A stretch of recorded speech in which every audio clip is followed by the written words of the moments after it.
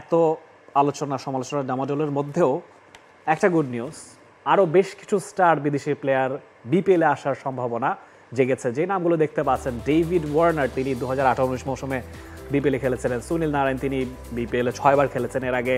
Tim David, তিনি তাকে কোনো বিপিএলে দেখা যায়নি। সেম গোস ফর অ্যাডাম মিলনে, তাদেরও আসার সম্ভাবনা জেগেছে। কাইল মায়ার্স, যিনি বিপিএলের শুরুর ভাগে খেলে গিয়েছিলেন ফরচুন বরিশালের হয়ে, আইএলের পর যদি তার দল প্লে অফে যেতে না পারে সেক্ষেত্রে আবার তার ফেরত আসার একটা সম্ভাবনা জেগেছে।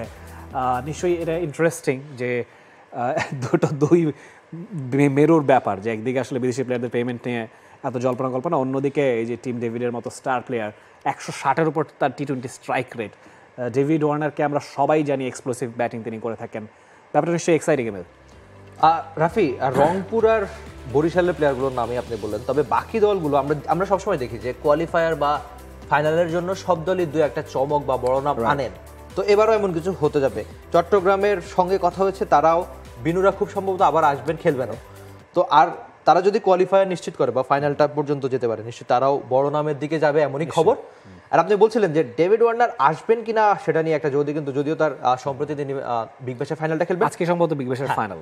সুনীল নারায়ণ তো একেবারে নিয়মিত মুখ, আর তিনি যদি রংপুরের হয়ে খেলেন তাহলে রংপুরের হয়ে তার বোনাসটা কি হবে, কারণ রংপুর একজন বিদেশি ওপেনারের খোঁজে রয়েছেন।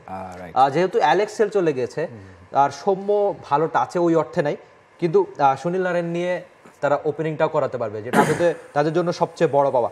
টিম ডেভিড যদি আসে তাহলে থাকেনি, নতুন করে কিছু বলার নেই। টি-20 ক্রিকেটের অন্যতম সেরা ব্যাটারদের একজন, এটা মিলনে আসলে অবশ্যই ফায়দাটা লুটবে বরিশাল। নিশ্চয়ই আমরা একটা সম্ভাব্য টিম প্লেয়ারদের লিস্ট দিয়েছি, কে কোন দলে যাবে সেটা নিশ্চয়ই দ্রুততম সময়ে দর্শক জেনে যাবে। বাংলাদেশ প্রিমিয়ার লিগ 2025, 7টি দলের জমজমাট লড়াইয়ে মাতবে পুরো দেশ।